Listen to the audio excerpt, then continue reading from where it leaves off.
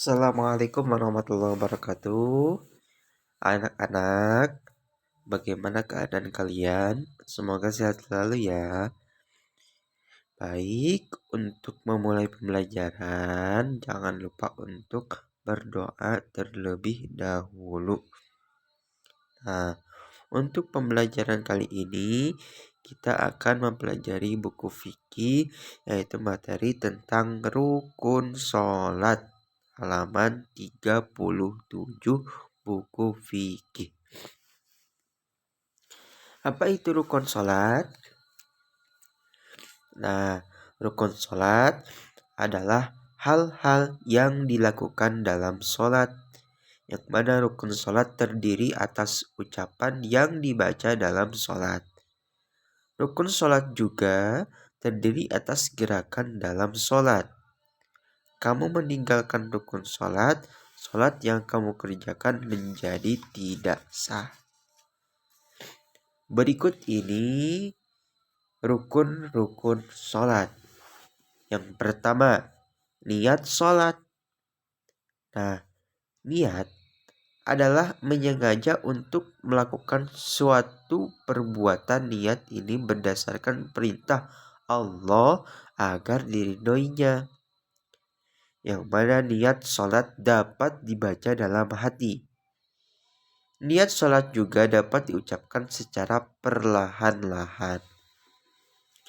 Yang kedua, yaitu berdiri bagi orang yang mampu.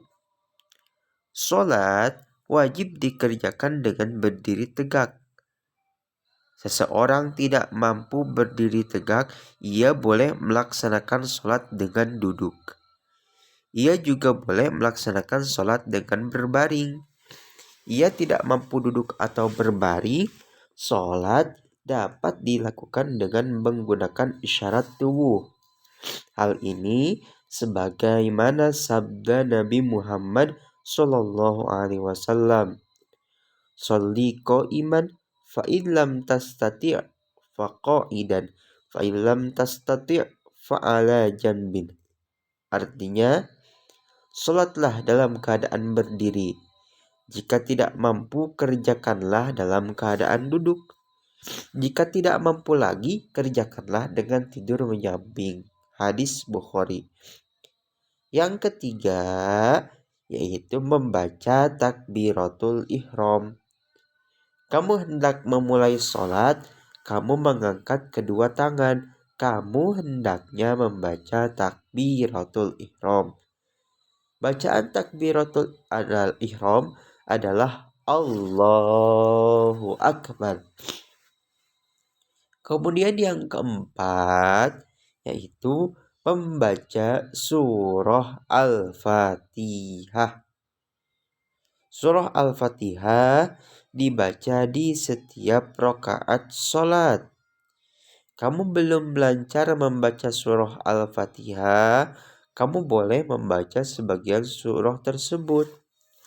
Nabi Muhammad SAW bersabda, La sholata liman lam yaqra' bi fatihatil kitab. Artinya, tidak ada sholat, artinya tidak sah orang yang tidak membaca surah Al-Fatihah. Yang kelima, yaitu ruku dengan tumaninah. Nah, ruku ini merupakan gerakan membungkuk dalam sholat. Kamu sedang melakukan gerakan ruku, kedua telapak tangan ditekankan pada lutut, punggung dan kepala sama rata. Kamu harus melakukan gerakan ruku dengan tumaninah. Posisi ruku dalam keadaan sempurna. Kamu harus berhenti sejenak. Kamu membaca doa ruku. Kemudian yang keenam yaitu i'tidal dengan tumaninah. Nah, i'tidal adalah berdiri tegak antara ruku dan sujud. I'tidal harus dilakukan dengan tumaninah. Tumaninah artinya dilakukan dengan tidak tergesa-gesa. Nomor 7 yaitu sujud dengan tumanina. Sujud adalah berlutut dan meletakkan dahi ke lantai. Kedua telapak tangan dan jari-jari kaki menekan ke lantai. Sujud dengan tumanina adalah sujud dengan perlahan, berdiam diri sejenak sebelum membaca doa sujud. Kemudian yang ke-8 yaitu duduk di antara dua sujud dengan tumanina. Gerakan sholat setelah sujud pertama adalah duduk. Gerakan ini disebut duduk di antara dua sujud. Gerakan ini juga harus dilakukan dengan tumanina. Yang ke-9 yaitu duduk tahiyat akhir. Duduk tahiyat akhir disebut juga tasyahud akhir. Gerakan ini dilakukan pada rakaat terakhir. Duduk tahiyat akhir harus dilakukan dengan tumanina. Kamu tidak boleh melakukannya dengan tergesa-gesa. Poin yang ke-10 yaitu membaca doa tasyahud akhir.